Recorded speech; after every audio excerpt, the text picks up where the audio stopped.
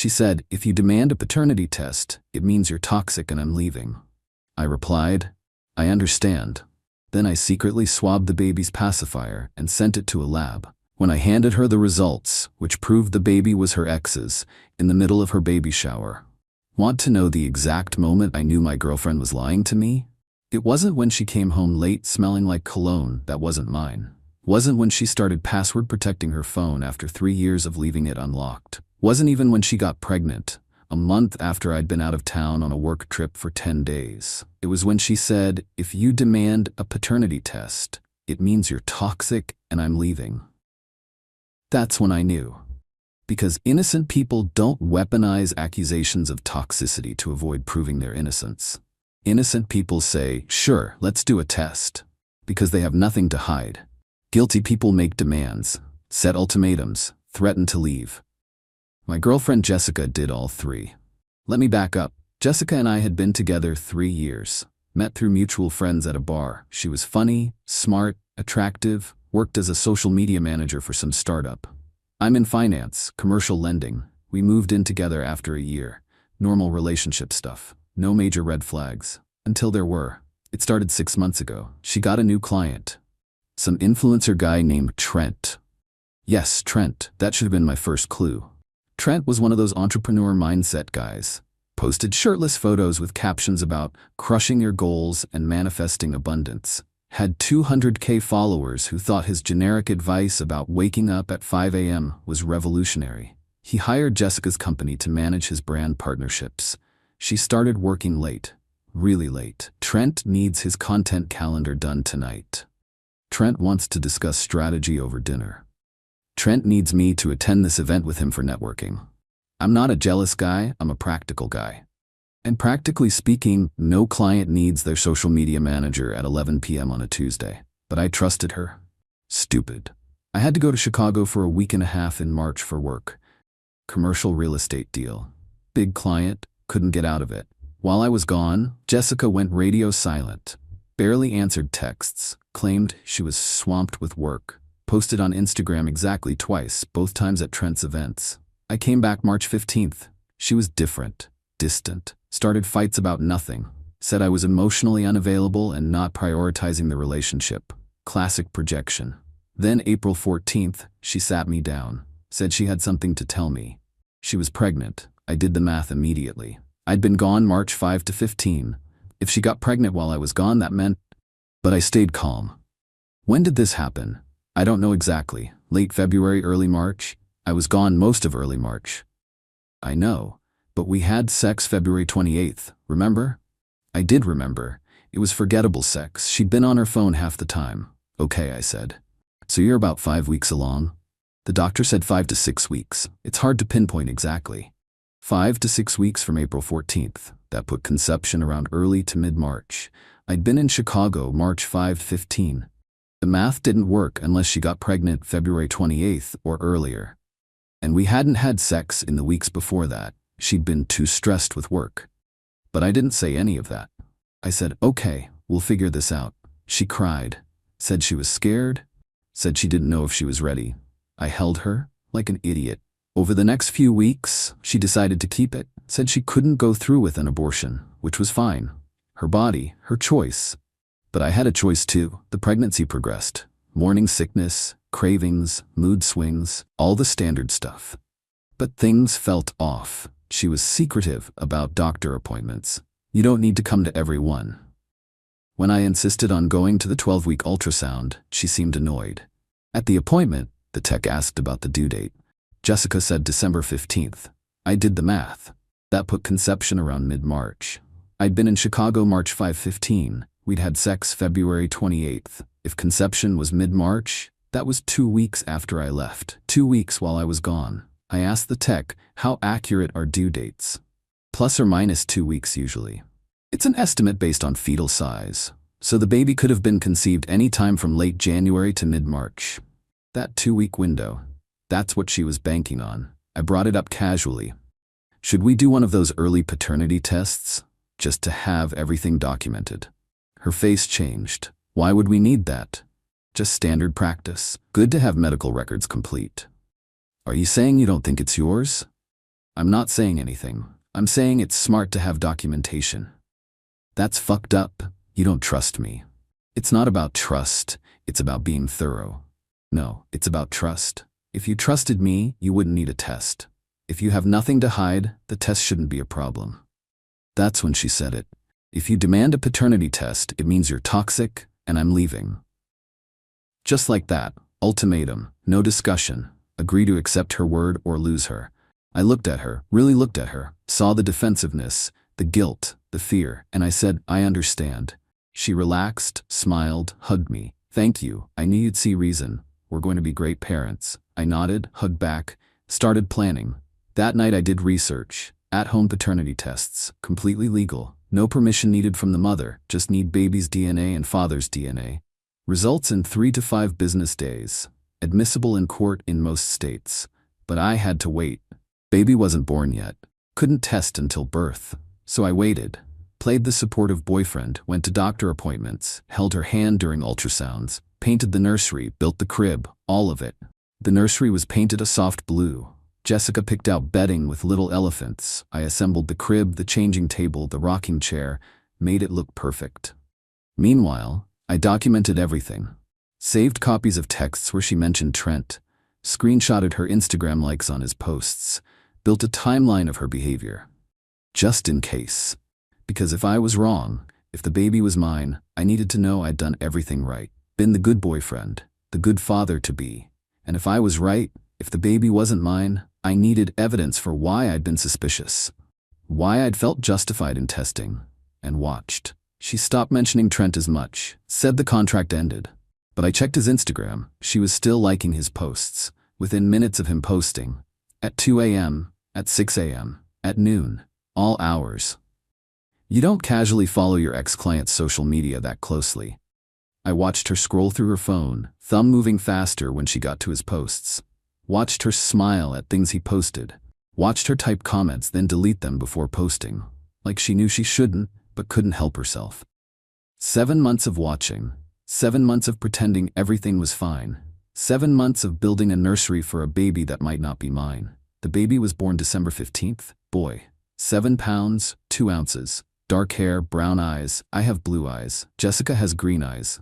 Brown eyes are dominant, sure, but the hair caught my attention. My entire family is blonde. Jessica's family is auburn and light brown. This kid had hair so dark it was almost black. Like Trent's. But I didn't say anything. I held him, smiled for photos, cut the umbilical cord. Did all the dad things, and waited for my moment. Hospital gave us a pacifier for the baby. One of those green rubber ones. Baby used it constantly. Day 2, morning. Jessica was showering. Baby was sleeping in the bassinet. Nurse said we'd be discharged that afternoon. I took the pacifier, swabbed the inside with a sterile Q-tip from the paternity test kit I'd bought online weeks earlier. Ordered it to my office, arrived discreetly, stored in my desk drawer. Stored the swab in the provided container. Also swabbed my own cheek. Then I washed the pacifier, gave it back to the baby. Before discharge, the nurse brought birth certificate paperwork. Jessica was holding the baby, exhausted but happy.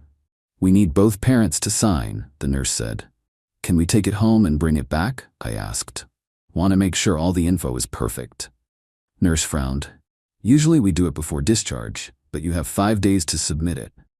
Perfect. We'll bring it back tomorrow. We were discharged at 3 p.m. I told Jessica I'd go get the car. Instead, I went to the hospital parking lot, found a FedEx drop box 2 blocks away, mailed the kit overnight. We didn't file the birth certificate. I kept making excuses. Let's wait until you're feeling better. Want to make sure the name is right. I'll drop it off this week. Week turned into 2 weeks. Jessica mentioned it once. Did you ever file the birth certificate? I'll handle it this week. Don't worry about it. She was too overwhelmed with the baby to push, and I kept delaying. By the time the test results came back, it still wasn't filed. No legal obligation, no paternity established, clean slate. Results came in 5 business days. I had them sent to my work address. December 27th, I opened the envelope in my office. Probability of paternity, 0.00%. Excluded. I wasn't the father. I stared at that paper for 20 minutes, let it sink in. Then I started planning. Jessica had already started planning a baby shower. Late, I know, usually you do it before the baby's born, but she'd been too stressed to plan it earlier, so her mom was throwing one now. More of a welcome baby party. January 5th, 1 week away. Those 1 week, I played the perfect boyfriend. Supportive, attentive, helpful. Jessica's mom asked me to help finalize the guest list. I made sure everyone important was confirmed. Both families, all her friends, all my friends, her coworkers, my coworkers. The bigger the audience, the better. She asked if I wanted to help pick decorations. Whatever you think is best, I said. She went with classic baby blue. Balloons, banners, table centerpieces with little teddy bears. Her mom had rented a venue, country club event space. Nice place, expensive. She was really going all out. Guest count 60 people confirmed. Maybe more with plus ones. Registry at Target and Amazon. Gifts rolling in daily. Jessica would squeal every time a package arrived. Look, someone got us the diaper genie. Us.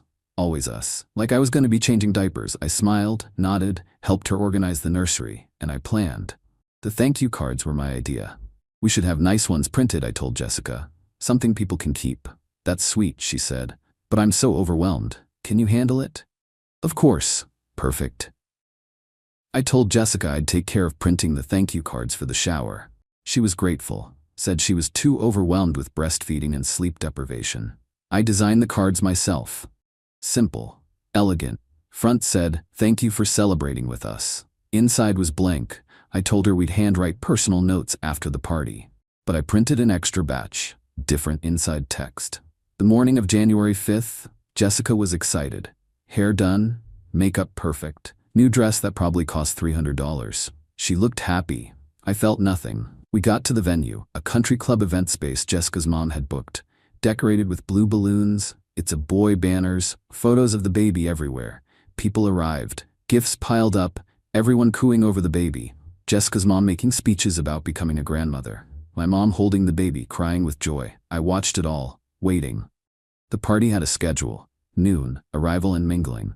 1 p.m. lunch, 2 p.m. games, 3 p.m. gift opening, 4 p.m.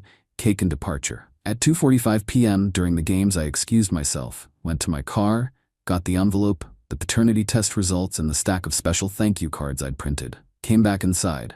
At 3 p.m., Jessica's mom announced gift opening.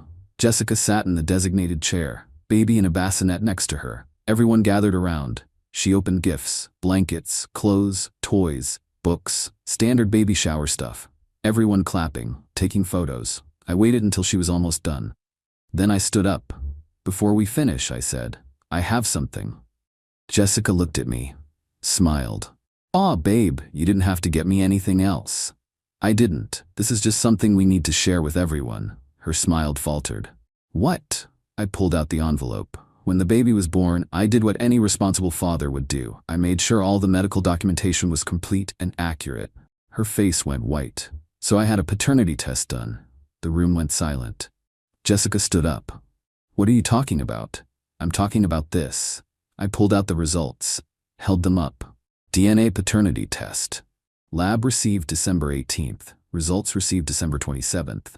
"You did a paternity test without telling me?" "I did. Want to know what it says?" "This is insane. You're embarrassing me in front of everyone." "I'm embarrassing you? That's interesting." I looked around the room. Everyone here came to celebrate the birth of our son. My son, except there's a problem. I held up the paper. "He's not my son." Gasps, literal gasps from the crowd. Jessica's face went from white to red. "That's not true. You're lying." "Am I?" I walked over to her, handed her the paper. "See for yourself. Probability of paternity, 0.00%, excluded. Not the father." She stared at it, hand shaking. Her mom rushed over. "What is this? What's going on? Your daughter cheated on me, got pregnant with someone else's baby, and has been letting me think it's mine for 7 months. Jessica started crying. This isn't real. These tests can be wrong." "They can be, with a 0.01% margin of error. This one says 0.00% chance. That's not wrong. That's definitive." My mom stood up, looked at Jessica, looked at me. "Is this true?" "According to the lab, yes. I am not the biological father of this child." Jessica's friends started whispering, taking out phones. This was going to be on social media within minutes. "How did you even get the test done?" Jessica demanded. "Legally. Swabbed the baby's pacifier, swabbed my own cheek, sent it to a lab. They did their thing." You can't do that without my permission. Actually, I can. Fathers have the right to determine paternity. No mother's permission required. It's completely legal. Her dad stood up. Who's the father? Jessica looked at the floor. Would it be Trent? I asked. Your ex-client? The influencer guy you were spending all those late nights with? She closed her eyes, didn't deny it. I'll take that as a yes. The room erupted, people talking over each other, Jessica's mom crying, my mom demanding answers, friends filming on their phones. I pulled out the stack of cards, the special thank you cards. I took the liberty of preparing these for everyone. I started handing them out. Since you all came here to celebrate, people opened them, read them. Inside, I'd printed, "Thank you for coming to celebrate what we thought was a joyous occasion. Unfortunately, DNA testing has revealed that this child is not mine. Jessica has been unfaithful. The father is another man. I will not be financially or emotionally responsible for this child. All gifts intended for me should be returned. I apologize for the deception, though it was not mine." Followed by a copy of the paternity test results. Smaller print, but legible. People stared at the cards, looked at Jessica, looked at me. "You're a fucking psychopath," Jessica spat. "I'm a guy who got cheated on and decided not to raise another man's kid. If that makes me a psychopath, so be it." I turned to my mom. "We're leaving." She nodded, put the baby back in the bassinet, walked over to me. I looked at Jessica one more time. "For the record, when you said if you demand a paternity test, it means you're toxic and I'm leaving, you were right, I am toxic. To liars and cheaters." Then I walked out. My mom followed. So did my dad, so did my brother, my friends. Half the room emptied behind me. Jessica was left standing there, crying, holding the baby, surrounded by her family and friends who now knew the truth. Outside, my mom hugged me. "I'm so sorry." "Don't be. I'm glad I found out." "What are you gonna do?" "Legally? Nothing. He's not my kid. I'm not on the birth certificate. I refused to sign it until I got the paperwork sorted, which I kept delaying. No legal obligations. And financially, I paid for nothing. She wanted to keep her independence, so everything baby-related is in her name. Apartment lease is mine. She's not on it. She'll have to find a new place." You really thought this through. When someone tells you they'll leave you if you ask for proof, you better believe I thought it through. The next week was chaos. Jessica tried calling. I blocked her. She tried texting. Blocked. She tried emailing. Spam folder. Her mom tried calling. "You humiliated her. You're a monster." She cheated on me and tried to pass off another man's baby as mine. But I'm the monster? You did this in public, in front of everyone. She lied to me in private for 7 months. I figured public truth was fair. Her dad tried a different approach. "Look, I get it. You're angry, but this affects the baby. He's innocent." "You're right. He is innocent, and his father should step up and take care of him. That father is Trent, not me. Trent doesn't know. Then Jessica should tell him, not my problem." Her friends tried the social media route, posted about me, called me every name in the book. Toxic, abusive, cruel, manipulative. One of her friends, Melissa, posted a thread on Twitter. "Men who demand paternity tests are insecure and controlling. If you loved her, you'd trust her." This man humiliated my friend at her baby shower because he's a narcissist who can't handle not being the center of attention. Got 50K likes, comments agreeing. Men are trash. This is why women don't trust men. Paternity tests should require consent from both parents. Another friend posted on Instagram, "My girl Jessica is going through hell because her toxic ex couldn't accept that she's a strong, independent woman. He ambushed her at a party to publicly shame her." This is abuse. That one got shared to Facebook, then TikTok. Someone made a video. Storytime, man ruins baby shower with fake paternity test. For about 48 hours, I was internet enemy number 1. Then my friends started posting screenshots of Jessica's texts with Trent from her laptop that I'd found. "Can't wait to see you tonight. Last night was amazing. I think about you constantly." Timeline showing I was in Chicago when she likely got pregnant. Photos of Trent and Jessica at his events, standing way too close, his hand on her lower back, her looking at him the way she used to look at me. And the paternity test. Full resolution. Lab name visible, date visible, results clear. Within 24 hours the narrative flipped. Oh shit, he actually had proof. Wait, she really cheated? If the test is real, he had every right. She literally tried to baby trap him. Melissa deleted her thread. Too late. Screenshots exist forever. Instagram friend deleted her post. Changed her bio to private. The TikTok video got flooded with comments. Update your story. He was telling the truth. This aged like milk. Delete this, sis.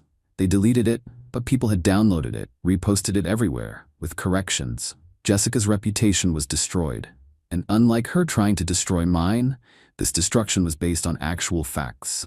I didn't respond, didn't defend myself, let them scream into the void. My friends had my back. Posted the paternity test results. Posted screenshots of Jessica's texts with Trent that I'd found. Posted timeline evidence, destroyed her narrative. Within 2 days, public opinion shifted.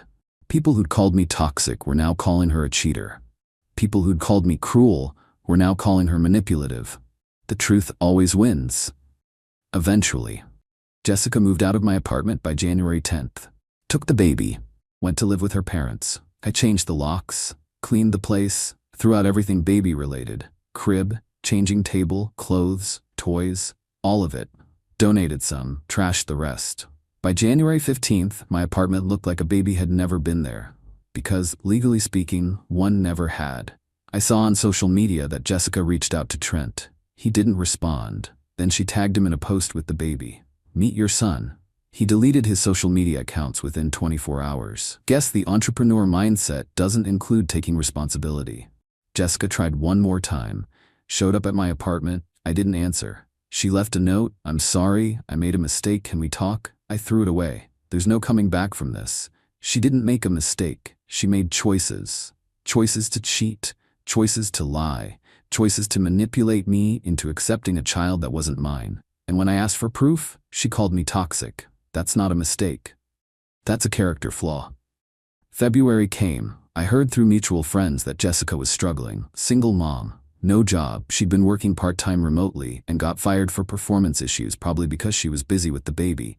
Living with her parents, trying to get Trent to acknowledge the baby. He was ignoring her. Did I feel bad? No. Did I think about the baby? Sometimes. But he wasn't my responsibility. His father should step up. If Trent won't, that's between him and Jessica. I'm not a villain for refusing to raise another man's child. I'm not cruel for exposing the truth. I'm not toxic for wanting proof when something didn't add up. I'm just a guy who trusted his gut when his girlfriend said, if you ask for proof, you're toxic. If something feels off, it probably is. If someone threatens to leave you for asking questions, they're hiding something. If someone weaponizes therapy language to shut you down, they're manipulating you. Trust isn't blind. Trust is earned. And when trust is broken, proof isn't toxic. Proof is necessary. That's my story. Girl cheated, got pregnant, tried to trap me with another man's baby, called me toxic for wanting proof. I got proof secretly. Exposed her at the baby shower, left her to deal with the consequences. Some people think I went too far, should have told her privately, should have handled it better. To those people I say, she had 7 months to tell me the truth. She had multiple opportunities when I asked about paternity testing. She chose to lie every time. She chose to double down. She chose to call me toxic for protecting myself. I just chose when and where to reveal what I'd learned. And I chose a venue where everyone who'd been lied to could learn the truth at the same time. Fair? Maybe not. Satisfying? Absolutely. Would I do it again? In a heartbeat. January now. I'm dating again, taking it slow, not rushing into anything. Learned my lesson about ignoring red flags. And if anyone ever tells me asking for proof means you're toxic, I'm walking away. Immediately. Because that sentence is proof enough. Proof that they're hiding something. Proof that they think I'm stupid enough to fall for manipulation. Proof that they're not worth my time. Jessica can raise Trent's baby. Trent can keep ignoring his responsibilities. Her friends can keep posting about how terrible I am. I'll be over here. Living my life, free from lies, free from manipulation, free from raising someone else's kid, and sleeping just fine at night.